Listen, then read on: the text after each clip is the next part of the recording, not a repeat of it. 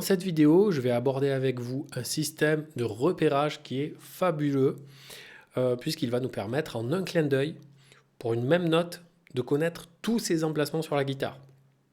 La première des choses que je vous invite à faire, c'est de télécharger le petit document qu'il y a sous la vidéo pour que vous ayez l'aspect visuel. Je vais vous montrer tout de suite à quoi ça ressemble. Donc on va prendre un exemple. Par exemple la note Sol, qui est ici. Et on va dérouler tous les sols que l'on trouve sur la guitare.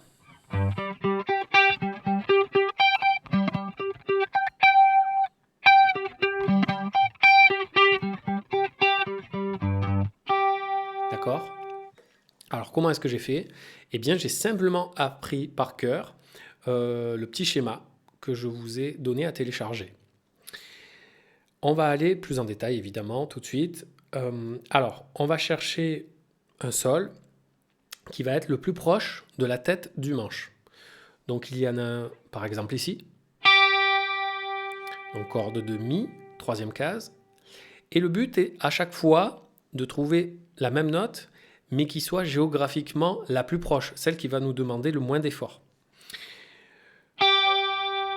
Et il se trouve qu'on a un sol ici, troisième case, puisque c'est encore la corde de Mi. D'accord ? On continue, donc on ne peut pas aller plus vers les graves, donc on est forcé d'aller vers les aigus. Donc ici, regardez, sur le petit schéma, on va sauter une corde et on va sauter une case. Donc on est ici. Ok, donc. Et on joue toujours chaque note deux fois. Qu'on va chaque fois rejouer toujours un deuxième coup avec l'index pour pouvoir à chaque fois se déplacer.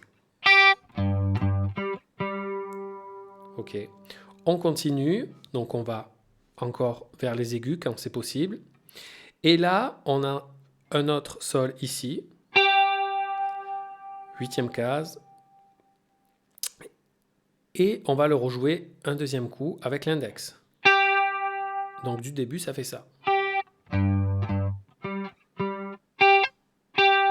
D'accord. On continue, on essaie d'aller toujours vers les aigus.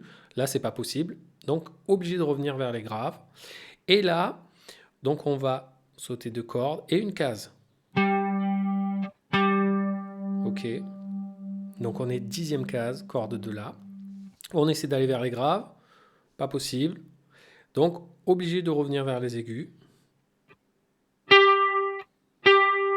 Ok. Douzième case, corde de Sol. Et on continue vers les aigus. D'accord. 15e case, corde de Mi. Et donc, lorsqu'on est sur la corde de Mi, eh bien, on en a une autre de corde de Mi ici. D'accord. Alors après, en fonction du type de guitare sur laquelle vous travaillez, si c'est acoustique, vous serez un petit peu limité au niveau de la longueur du manche. Si c'est électrique, vraiment, essayez d'aller jusqu'au bout. Etc. Et une fois qu'on est allé au bout ascendant, vers les aigus, eh bien, on va vers les graves, descendant.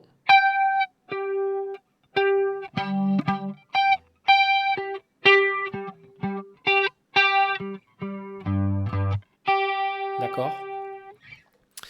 Donc apprenez ce schéma par cœur et vous allez voir qu'après, n'importe quelle note en fait sera strictement jouée dans le même ordre. Je vous donne un exemple, par exemple, je sais pas moi, la note Do. Donc on cherche un Do qui est le plus proche de la tête du manche. Il y en a un ici. D'accord ? On essaie d'aller vers les aigus, il n'y en a pas d'autres. Donc on est obligé de revenir vers les graves. On saute deux cordes, on saute une case. Et on continue.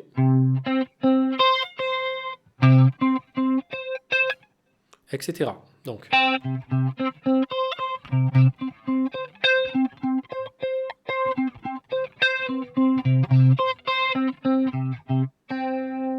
Ok.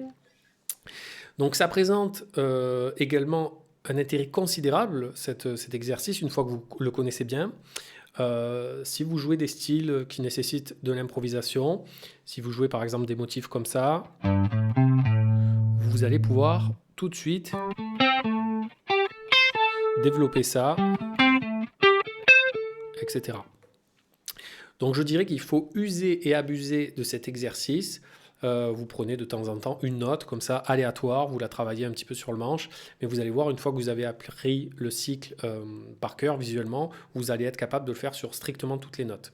Donc travaillez bien ce système et vous allez voir, ça va vous donner une progression absolument énorme pour être capable de vous repérer sur tout le manche.